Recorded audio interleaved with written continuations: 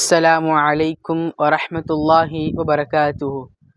அன்பார்ந்த அல்லாஹ் நல்லடியார்களே, பெருமானார் ஸல்லல்லாஹு அலைஹி வஸல்லம் அவர்கள் நேசிப்பை பற்றி ஹதீஸ் ஷரீஃபிலே சொல்லியிருக்கின்றார்கள். அல் மர்உ மஅ மன் அஹப்ப, மனிதன் யாரை நேசிக்கின்றானோ நாளை கியாமத் நாளிலே, நாளை மறுமை நாளிலே அவனோடு தான் இருப்பான் என்று சொல்லியிருக்கின்றார்கள்.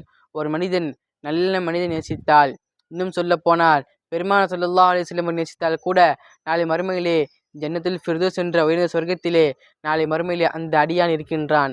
இன்னொரு அடியான் ஒரு காஃபிரை, ஒரு அல்லாஹுக்கும் அவன் ரசூலுக்கும் மாற்றமானவரை நேசித்தால் நாளை மறுமையிலே நரகத்திலே, அல்லாஹ் காப்பாற்ற நரகத்திலே அந்த மனிதனோடு அவன் இருக்கின்றான். அன்பானவர்களே, அல்லாஹுவையும் அவன் ரசூலையும் நேசிக்கக்கூடிய பாக்கிய தருவானாக.